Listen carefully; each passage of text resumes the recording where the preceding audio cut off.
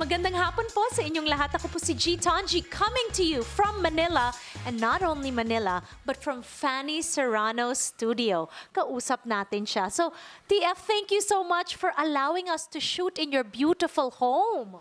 You know what, G? Yung nagchat-chat tayo, no? Yung parang it's unbelievable na nanonood lang ako talaga ng show mo. Biglang eto, nag-guest na ako. Sabi ko, wow! So, excited na excited ako.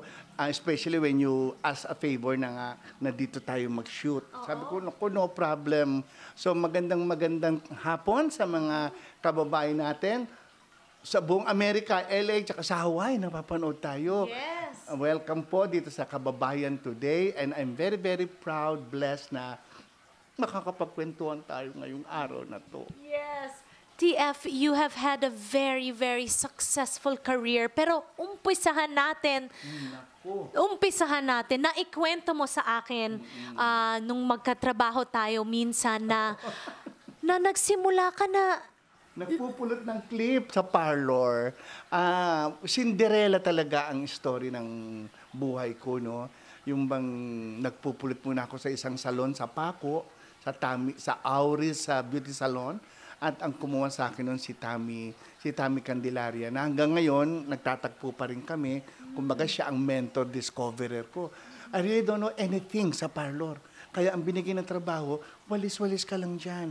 Tapos kung may mga clip, just pick it up. Kasi mahal ang clip, para ipunin mo uli, okay.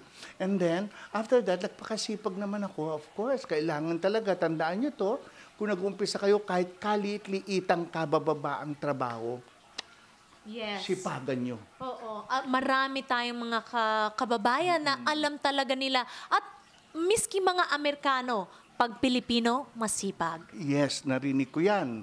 Talagang nasa oras, yung quality ng trabaho, yan ang isa sa may pagmamalaki ko sa mga foreigner na mga friends natin, na tayong mga Pinoy, pag nasa ibang bansa, talagang yung quality ng trabaho, may kayabangan tayo.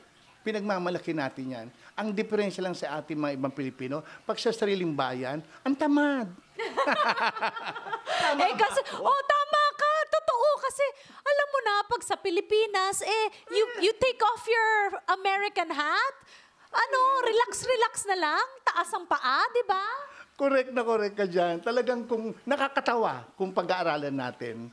Kaya ang ginawa ko nga noong mga panahon yun during the 60s siya na, question mark, 60s. Ilan taon ako ng Fanny Serrano? 67 na po ako ngayon at pinagmamalaki ko yung edad kong yan dahil wala sa itsura ko. Oh, diba? Tama nga naman, of course. And then that's the start of my career. At ang unang-unang trabahong ginawa ko noon, ito pa iba kong ginagawa nung araw, tagatawag ng taxi sa customer. Bibili ng merienda, bibili ng soft drinks, kumbaga errand boy, no? And then the first job na talagang, wow, ito na yung first step ng aking success, naging shampoo boy na ako. Di ba? Talagang paakyat ng paakyat. Kailan mo na realize na, Fanny Serrano ako. Di ba? Kasi everyone who is in the industry recognizes the work that you've done.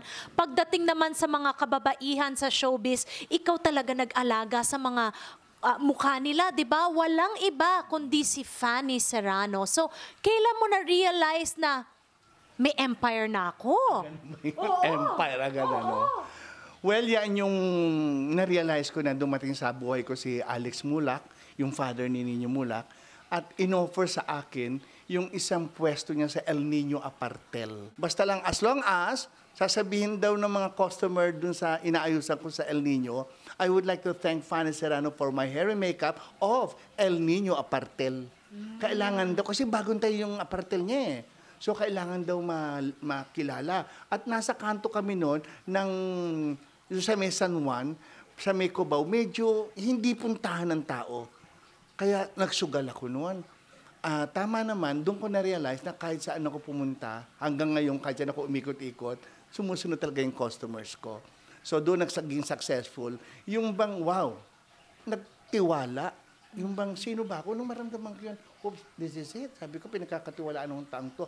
At siya ang namuhunan sa akin, 80,000 pesos.